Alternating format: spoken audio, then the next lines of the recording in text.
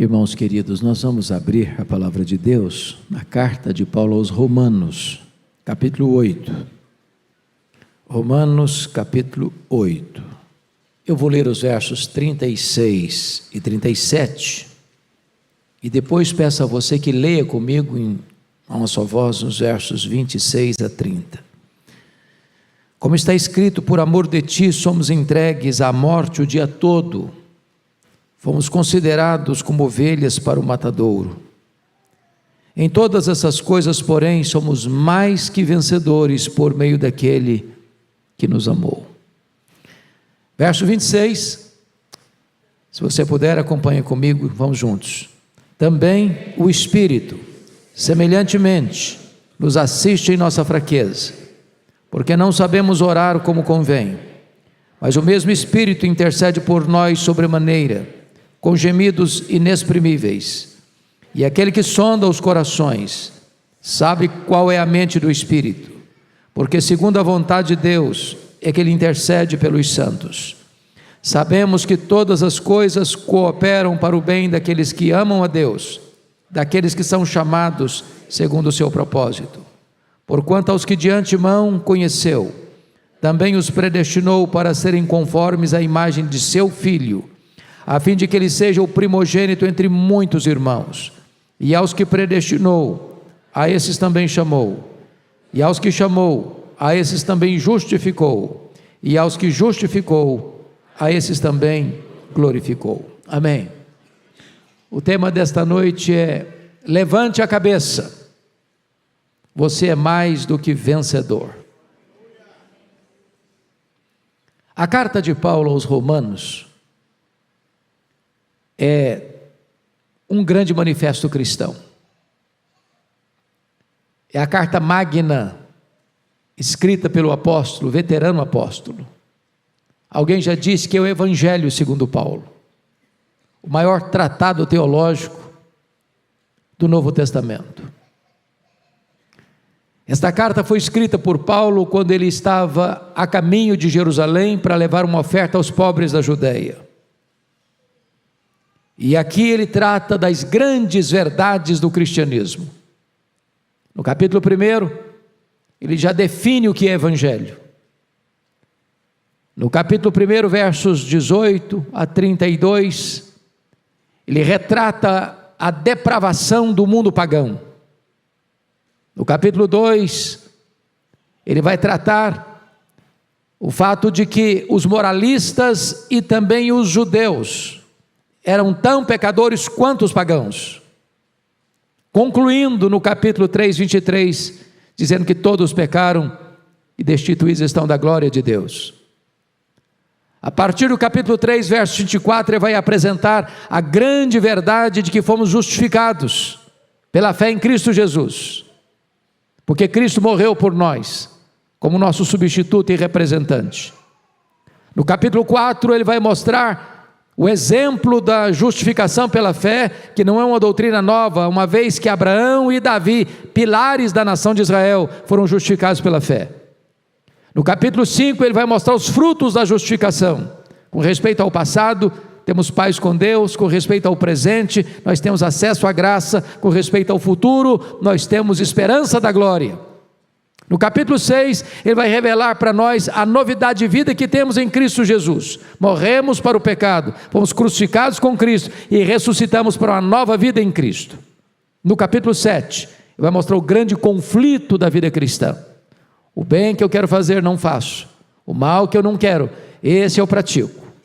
Mas no capítulo 8 ele alcança as alturas excelsas da nossa liberdade em Cristo Jesus, pela obra de Cristo e pela aplicação do Espírito Santo em nosso coração, retratando para nós a grande segurança que temos em Cristo Jesus. Capítulos 9, 10 e 11, ele vai tratar do povo de Israel. Capítulo 9, o passado, a eleição de Israel. Capítulo 10, o presente, a decadência de Israel. Capítulo 11, o futuro, o plano restaurador de Deus para Israel. E a partir do capítulo 12, Paulo vai então aplicar esta gloriosa doutrina, mostrando que a maneira de você ver um crente maduro é através dos seus relacionamentos. Então, no capítulo 12, verso 1 e 2, nosso relacionamento com Deus. No capítulo 12, versos 3 a 8, o nosso relacionamento com nós mesmos. Capítulo 12, versos 9 até o verso 13, ele vai tratar do nosso relacionamento com os nossos irmãos. A partir daí, do verso 13, no final do capítulo 12, ele vai tratar do nosso relacionamento com os nossos inimigos, como é que nós lidamos com eles. No capítulo 13, o nosso relacionamento com as autoridades constituídas. Capítulo 14 e 15, ele vai tratar de 16, como é que nós nos relacionamos com aqueles irmãos que pensam diferente de nós em coisas secundárias. Bom, então esta é uma espécie de síntese desta carta, que é o maior manifesto cristão escrito pelo apóstolo Paulo. Nesse texto em particular, ele vai mostrar que nós somos mais do que vencedores em Cristo Jesus. Porque tem hora que as circunstâncias da vida ficam ou levam você a ficar de cabeça baixa, abatido, desolado, e você precisa de vez em quando colocar-se diante do espelho da palavra e dar uma bronca em você, chamar você a atenção, porque às vezes a gente se comporta como derrotados e fracassados, e é preciso saber quem nós somos em Cristo Jesus. E Paulo diz que apesar das circunstâncias mais carrancudas, mais adversas, como ser entregue à morte o dia todo, considerado como ovelha que vai para o matadouro, apesar de todas essas coisas, nós somos mais do que vencedores em Cristo Jesus nosso Senhor. Então levante a cabeça. Se você está em Cristo, você é mais do que vencedor. Agora, o texto que nós lemos vai nos apontar por que nós somos mais do que vencedores. E ele começa no verso 26 dizendo o seguinte: também o Espírito semelhantemente nos assiste em nossa fraqueza, porque não sabemos orar como convém. E aqui está uma coisa muito importante, porque você não é vencedor porque você é forte. A sua vitória não vem de você. Diferentemente dos livros de autoajuda, que dizem que você é forte, que você é um gigante, que basta fazer cócegas no seu interior, que se levantará um gigante. O que esse texto está dizendo é que você é vencedor, apesar de ser fraco. E nós somos fracos, e muito fracos. As fraquezas nos rodeiam, as fraquezas se introjetam dentro de nós. Temos fraquezas físicas, temos fraquezas emocionais, temos fraquezas morais, temos fraquezas espirituais. Só um louco pode dizer: eu sou forte, porque basta um sopro de Deus e viramos pó. Basta um vírus que não é visto a olho nu, e você vai para uma cama, para um CTI, para um cemitério. Basta uma bactéria que você não enxerga, e você sucumbe.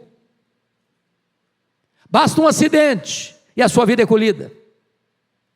Somos fracos, tropeçamos, pecamos, caímos.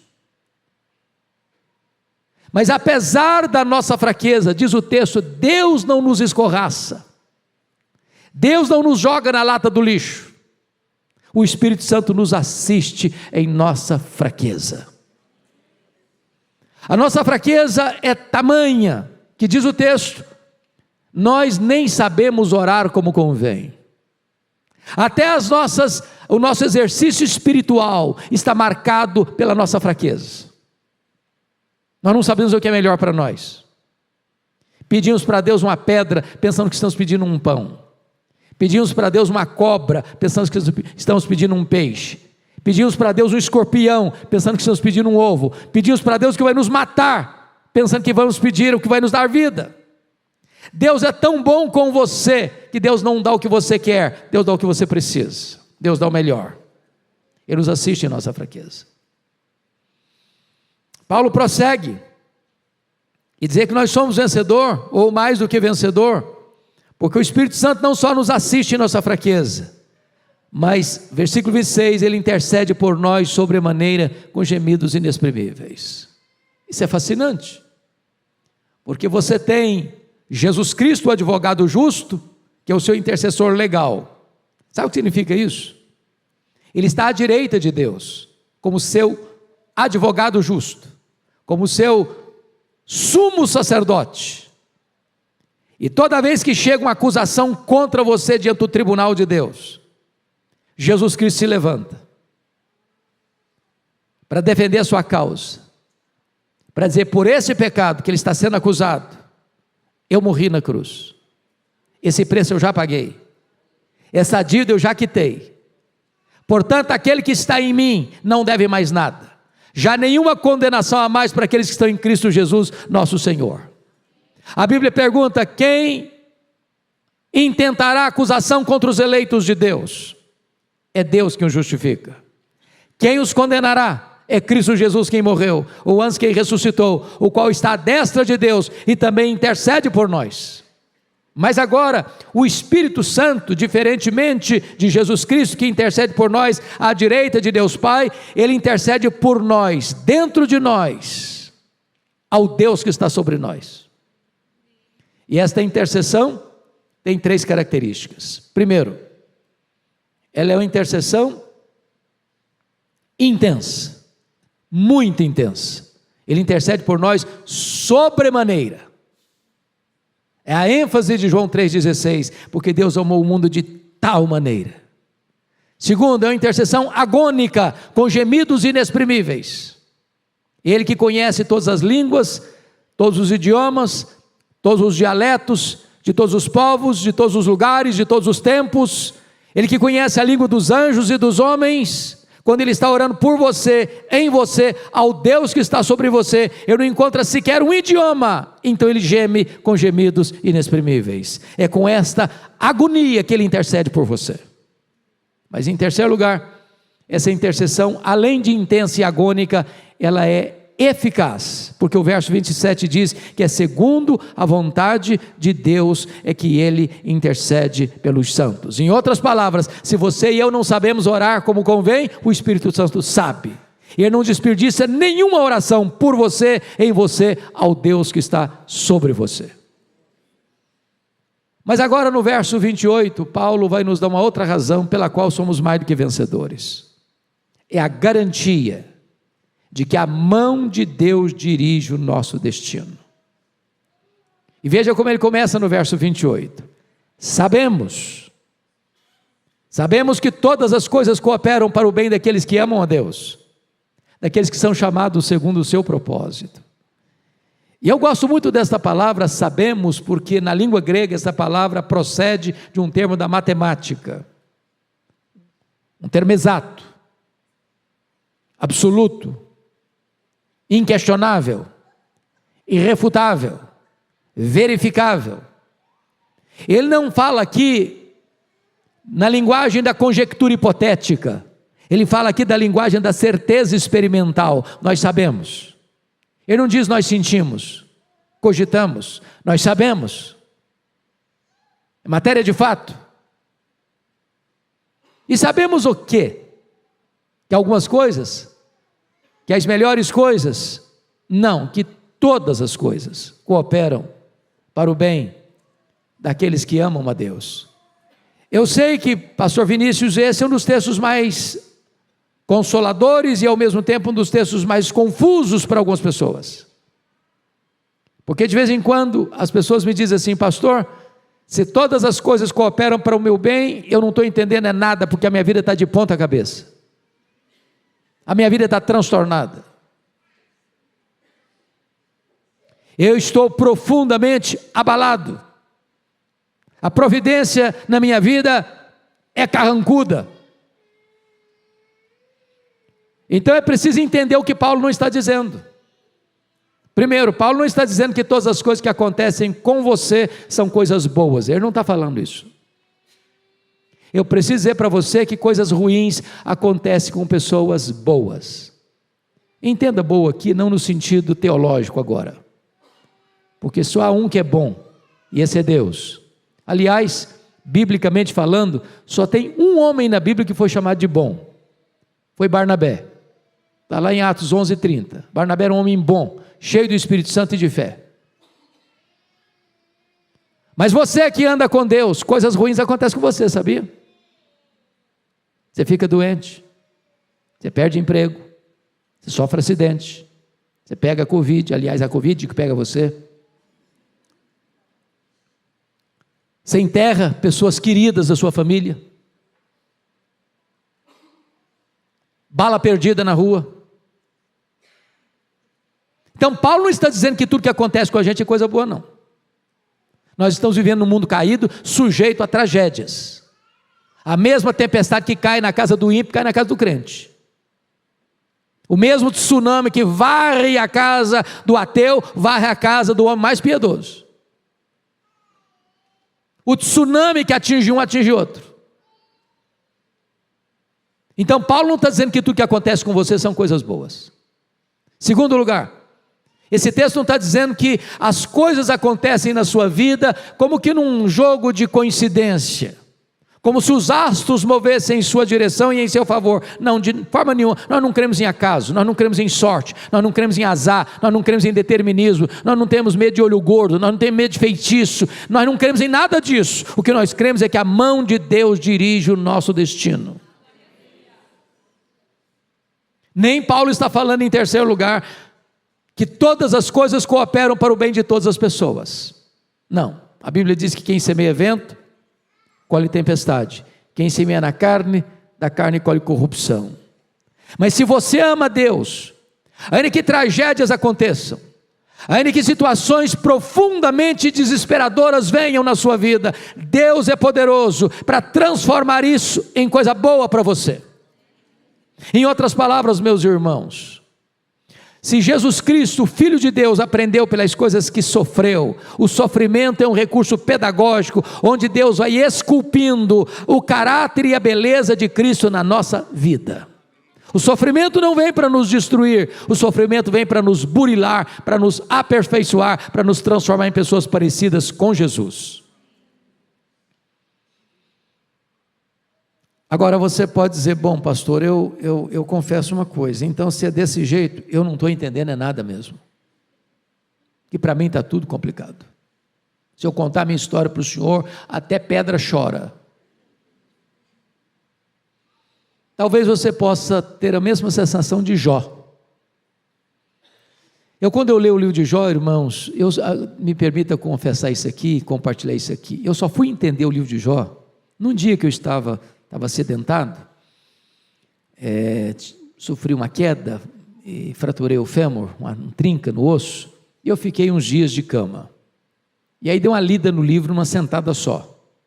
Você já leu o livro de Jó numa sentada só? Faça isso. Faça isso. Você vai entender melhor o livro. Porque se você perceber, todo mundo no livro estava errado. Ou melhor, não entendeu a coisa. O diabo estava errado. Porque achou que Jó só servia a Deus por interesse. A mulher de Jó estava errada. Porque achou que Deus não é digno de ser adorado com sofrimento. Os amigos de Jó estavam errados. Acharam que Jó estava sofrendo porque tinha pecado. Graves pecados contra Deus. Jó estava errado. Porque pensou que todas aquelas tragédias eram setas de Deus na vida dele. É por isso que ele perguntou para Deus 16 vezes, por quê? Por quê? Por quê? Por que eu estou sofrendo? Por que os meus filhos morreram? Por que minha dor não cessa? Por que eu não morri no ventre da minha mãe? Por que eu não morri ao nascer? Por que os seios da minha mãe estavam murchos de leite para morrer de fome? Por que o Senhor não me mata de uma vez? Ele fez 34 queixas contra Deus. Sabe qual a resposta que Deus deu para ele? Silêncio gelado e nada mais. O que é interessante é que Deus restaurou a sorte de Jó. Deus restaurou a saúde dele, ele viveu mais 140 anos. Deus restaurou os bens dele, dando o dobro de tudo quanto ele possuíra. Deus restaurou as amizades dele, pela intercessão dele. Deus restaurou o casamento dele. E ele passou a ter mais 10 filhos, agora tem 10 filhos no céu e 10 filhos na terra. Mas o livro termina, e Jó não ficou sabendo por que é que ele sofreu. Restauração sim, explicação nem sempre. Então vou lhe dizer uma coisa: se você não está entendendo o que Deus está fazendo na sua vida, você pode entender Deus. Ele é soberano, Ele é bom, Ele é Pai, e Ele trabalha em nosso favor e não contra nós. Não há Deus como o nosso que trabalha para aqueles que nele esperam. Oh, irmãos, essa é uma verdade gloriosa, e então você vai descansar o seu coração, você vai aquietar a sua alma, ainda que você esteja atravessando o vale da sombra da morte, você pode sair daqui hoje curado, restaurado, refeito, na certeza de que as mãos de Deus dirigem o seu destino. Mas agora você pode fazer uma pergunta ao texto: todas as coisas cooperam para o bem. Que bem é esse? Que bem é esse? É ter saúde? É ter dinheiro? É ter sucesso? É ter amigos? É ter família? É ter prestígio? Todas essas coisas são boas, mas esse bem não é nada disso. Paulo não deixa nenhuma dúvida acerca de que bem ele está falando. O versículo 29 explica, dizendo que Deus nos predestinou para sermos conformes à imagem do seu Filho, para que ele seja o primogênito entre muitos irmãos. Então sabe qual o grande projeto de Deus na sua vida? Não é você ser rico, isso pode vir a reboque. É você ser uma pessoa parecida com Jesus. Em outras palavras, Deus não quer apenas levar você para a glória, Deus quer transformar você à imagem do Rei da Glória. A jornada que nós passamos do berço à sepultura é o momento oportuno em que Deus está trabalhando em você, esculpindo em você a beleza de Jesus. Tem hora que vai doer. Como escultor que trabalha na pedra bruta para burilá-la, vai arrancar lasca e vai doer. Mas ele sabe o que está fazendo. Ele está esculpindo em você a beleza de Jesus. Mudando a figura de linguagem, é como um metal jogado no fogo. Vai doer, mas o que vai derreter são as escórias. Quanto mais fogo, mais o metal fica puro, nobre, valioso. E dizem alguns especialistas que o ourives botava o metal no fogo, o ouro, e quando ele ficava pronto, quando estava na hora de tirar do fogo, é quando ele olhava para o metal e via o reflexo do seu rosto no metal, então podia tirar. Deus vai tirar você da fornalha. Quando Deus olhar para você e ver a beleza de Jesus na sua vida, está na hora de tirar da fornalha. E agora no versículo 30, o apóstolo Paulo vai mostrar para nós o processo de Deus fazer isso. E ele começa dizendo assim: aos que Deus predestinou. Eu sei que esta palavra predestinação é uma palavra que traz um pouquinho de desconforto para algumas pessoas ainda hoje. Porque o problema não é a predestinação, às vezes é a maneira um pouco confusa que as pessoas olham e entendem predestinação. O que na verdade Paulo está dizendo, meus irmãos, é que a nossa salvação não começou no tempo, mas na eternidade. Não começou com você, começou com Deus. Não foi você quem escolheu Deus, foi Deus que escolheu você. Não foi você quem começou a amar a Deus, então Deus passou a amar você, não. Deus nos amou primeiro. O nosso amor por Deus, meus amados, é apenas o reflexo do amor de Deus por nós. O nosso amor por Deus é o refluxo do amor de Deus por nós. Deus nos escolheu, não porque Deus viu coisa boa em nós para nos escolher. Deus nos amou sendo nós ainda pecadores. Este é um amor incondicional, esta é uma escolha soberana, e Ele me escolheu quando eu estava sujo, quando eu estava contaminado, quando eu estava depravado, quando eu estava completamente rendido à escravidão do diabo, da carne, do mundo, quando eu estava morto nos meus delitos e pecados, e Deus me amou, e Deus me escolheu, e Deus me salvou, e Deus me limpou, e Deus me restaurou, e Deus me fez seu filho e seu herdeiro, e colocou o meu nome no livro da vida, e me deu o selo do Espírito Santo. Louvado seja Deus. E Paulo vai dizer o seguinte: aos que Deus predestinou, a esses Deus também chamou. Isso é glorioso, porque há dois chamados: há um chamado externo e há um chamado interno. Há um chamado dirigido aos ouvidos e há um chamado dirigido ao coração. Muitos são chamados, poucos escolhidos, disse Jesus. Você e eu que estamos aqui, que já cremos no Senhor Jesus Cristo, um dia nós ouvimos esse chamado, é a voz do Evangelho, é a voz do bom pastor, e nesse momento então, o tampão foi tirado dos nossos ouvidos, a venda foi tirada dos nossos olhos, o nosso coração de pedra foi trocado por um coração de carne, e nós que outrora éramos inimigos de Deus, nos rendemos aos pés do Senhor, o recebendo como nosso Salvador e Senhor. Esta é a voz do Evangelho, este é o poder do Evangelho. O Evangelho é a voz do próprio Deus falando ao seu coração, é o chamado eficaz de Deus à sua vida.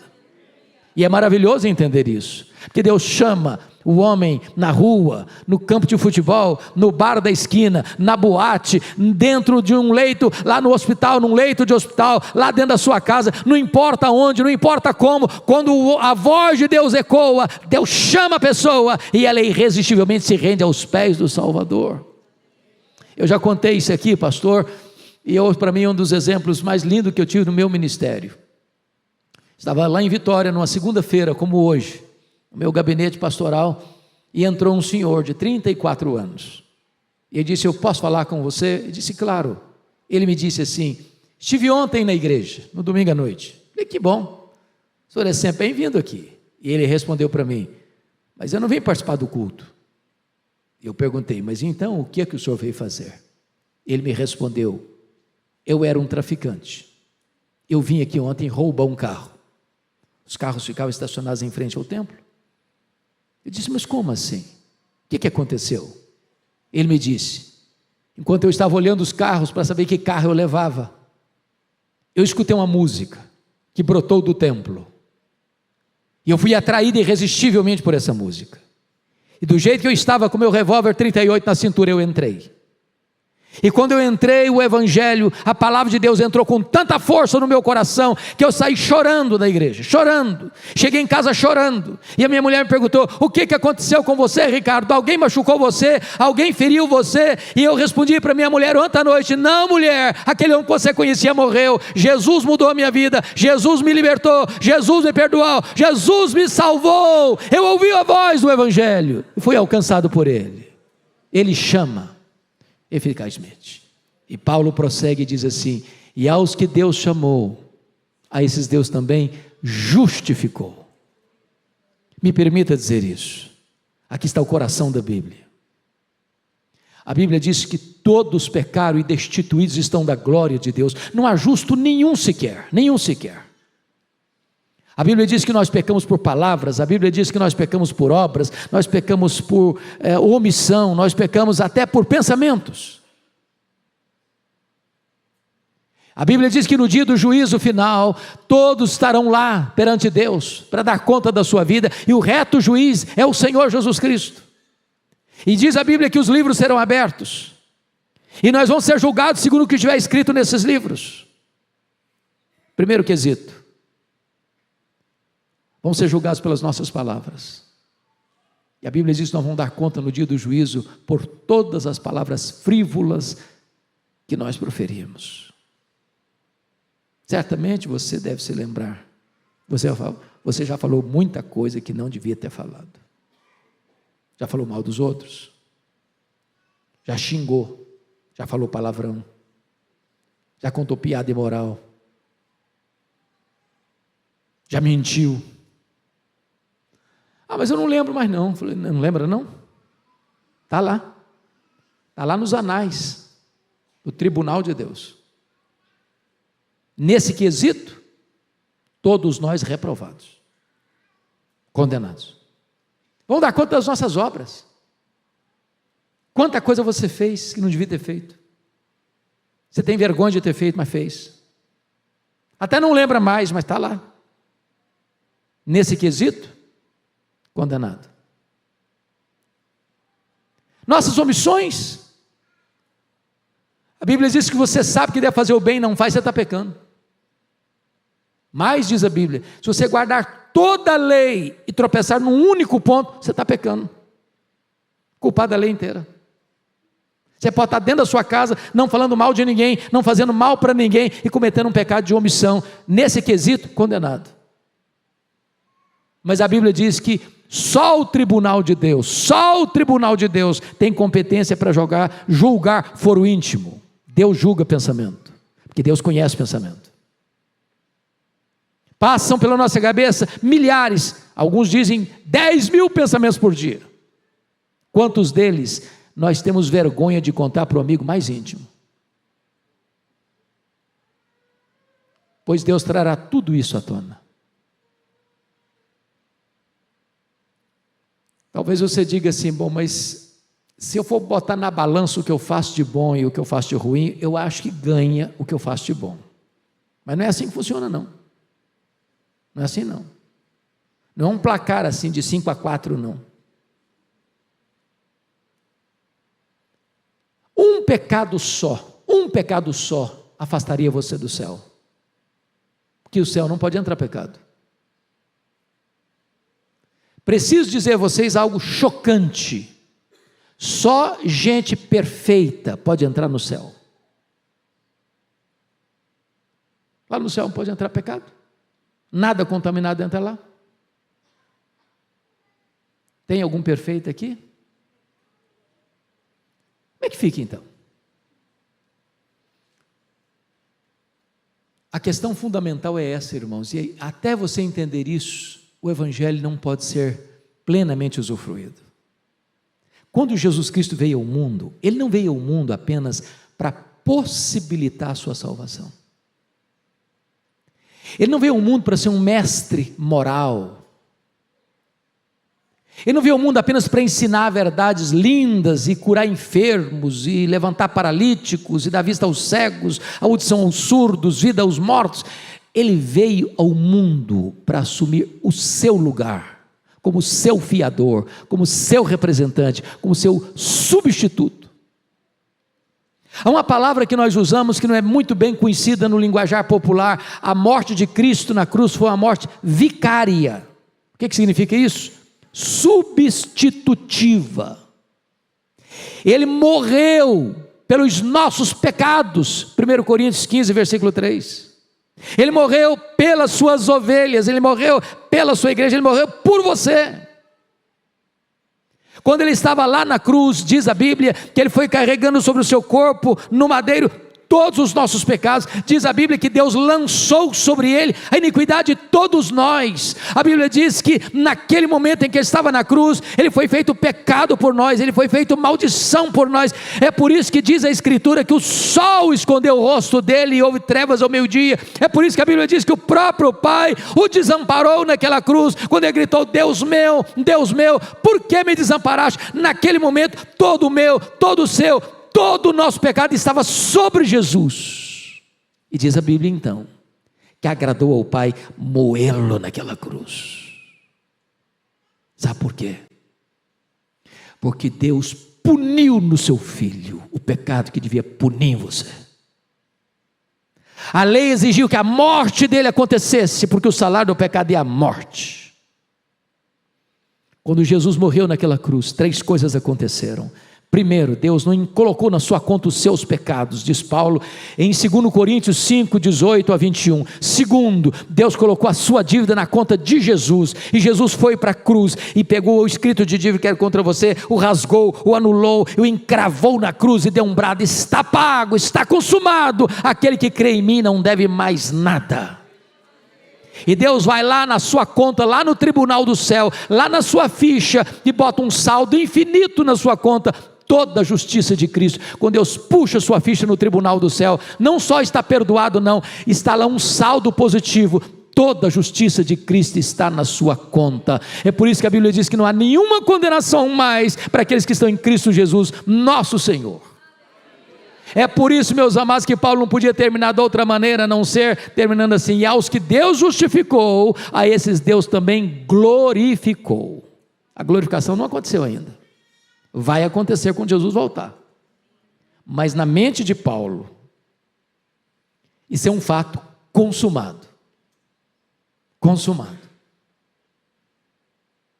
Isso significa que você pode ter segurança da sua vida eterna.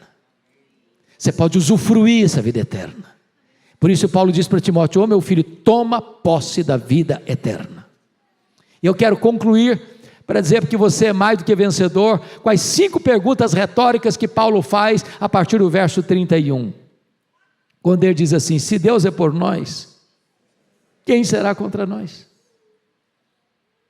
Segunda pergunta: aquele que não poupou seu próprio filho, antes por todos nós o entregou, porventura não nos dará graciosamente com ele todas as coisas? Terceira pergunta: quem tentará acusação contra os eleitos de Deus? É Deus quem os justifica. Quarta pergunta: quem os condenará? É Cristo Jesus quem morreu, o antes quem ressuscitou, o qual está à destra de Deus e também intercede por nós. Quinta e última pergunta: quem nos separará do amor de Deus que está em Cristo Jesus?